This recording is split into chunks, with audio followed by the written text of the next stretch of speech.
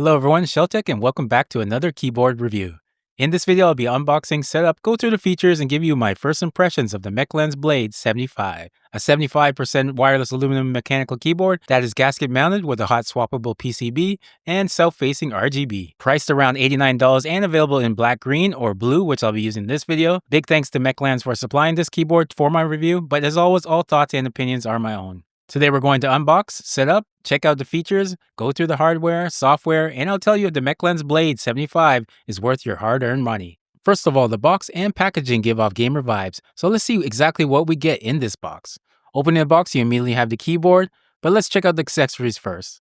Underneath, the keyboard is a quick start guide. In the accessory box is a keycap puller, which is always nice to see, a USB-A to USB-C cable, and extra switches. Let's get back to the Blade75 keyboard itself. It comes wrapped in plastic, and I immediately noticed the heft of this keyboard. But before I dive into my thoughts of this keyboard, let's get over the specs of the Mechlands Blade75 Mechanical Keyboard. Now diving into the features and specs of the Mechlands Blade75, common design that seems to have become the standard lately. No fancy screens or extra buttons, really just the basics for a gaming keyboard. The board features a 75% compact layout of 81 keys and a rotary knob.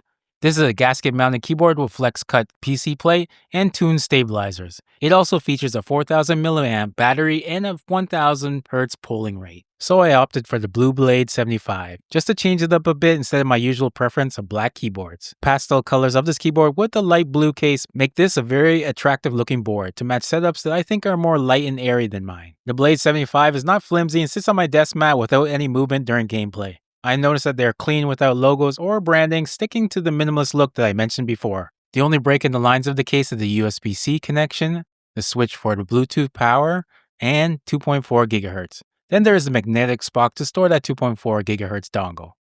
The USB-C port is centered in the keyboard to keep this minimalist look. Of course, the best latency for gamers with this keyboard is using a cable at 5.3 milliseconds, followed by the 8.3 milliseconds for 2.4 GHz and the 19.4 milliseconds for Bluetooth. Now let's flip this over and check out the underside of this keyboard. First off, there are rubber pads in each corner to prevent sliding, and second is a Mechlands logo mirrored nameplate that runs almost the length of the keyboard. So no height adjustable feet, so the angle you get with this Blade75 is what you get. For me, it wasn't a problem. I would expect most people to be fine with it. You can always prop it up with some other object and no other barcodes or logos. So it all really keeps that minimalist theme intact. All right, let's flip this back over and check out the top side of the Blade75. First off is the keycaps. These are double shot PBT, meaning the keycaps are made from two pieces of plastic molded together. Of course, the benefits of this is improved durability, clear fonts, and a smooth surface. They're not shine through, but I think the RGB and font make up for this. I do love how they feel after hours of gaming, seemingly still cool to the touch. Of course, you can switch these keycaps out for other caps that have more of a textured surface. There also is a high quality volume control knob that seems to be not modifiable. For the switches, we are using the Mechlands Verdant switch, which are linear and require about 42 grams of operating force. They fit nicely into the 5-pin hot swappable sockets, which you can always customize if you want to change them out. Overall, I do like the feel of these switches. They seem decent for me without any modding, but I do feel you need to use more force to fully depress the keycaps and switches during use.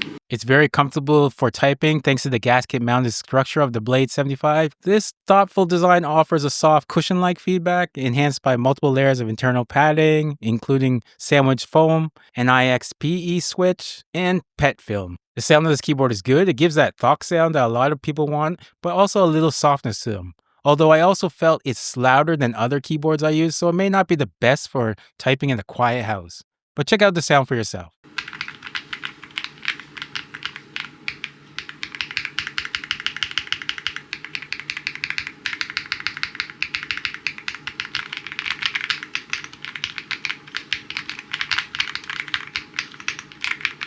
Now for the function key combinations on the Blade75.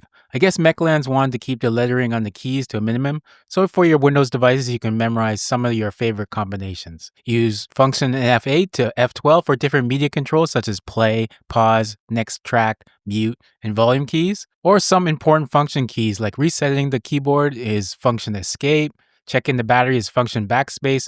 Also, the arrow keys will increase or decrease the board's brightness or speed, and hitting the function spacebar will turn off the RGB to save battery life. To check that battery life, the function key will blink red for low battery, blue for charging, and green for fully charged.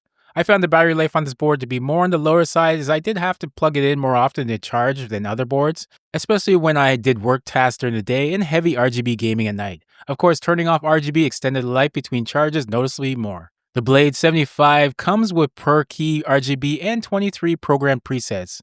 If you're not a fan of those 23 presets, the Blade 75 allows you to make your own color and light mode in the software. I found the RGB to be amazingly bright and consistent. Even though the keycaps are not shine through, the south-facing RGB lit up this keyboard perfectly for a dark room. Speaking about the software, the best way to truly customize any keyboard is through the software. Mechlands provides its own software that you can download from their website. I'll leave a link in the description. This MLS software allows you to dive deep into the settings on Blade 75, from customizing the functions of each key and power-saving features. You can also make and save your own macros, change your RGB settings, make your own RGB settings. What is really cool is you can share your light creations, macros, and settings with other users too. The software also keeps the keyboard up to date with the latest firmwares. Now, using this for gaming, I found it perfectly fine for the basic gaming that I enjoy, as it does have a 1000Hz polling rate. You could use this keyboard for more competitive gaming. Although, as I mentioned earlier, I felt I naturally hit the keys harder on the Blade 75 than other performance gaming keyboards, but that may be a good thing or a bad thing. It all depends on what type of gamer you are. So for around $89 or even lower with discounts, do I think this is a good deal? I would say yes. This is one solid keyboard if you're looking for a minimalist board with some good modding potential. I personally would check out some shine-proof caps just to see the light through the fonts, but I also really enjoy the feel and look of the OEM caps. Other things that may be missing is an adjustable base for users who like to change their typing angles. Also, maybe more color selections for this keyboard, maybe a coiled USB cable, and just a little bit more battery life. But I think using this with the cable is the ultimate way to go for extended gaming sessions. Otherwise, I found this to be a good keyboard that was extremely comfortable while gaming and productivity uses alike. Well, you just made it to the end of today's video. Thanks for watching. Check out this video next. Don't forget to hit that like button, subscribe, and turn on notifications for more SHELTECH.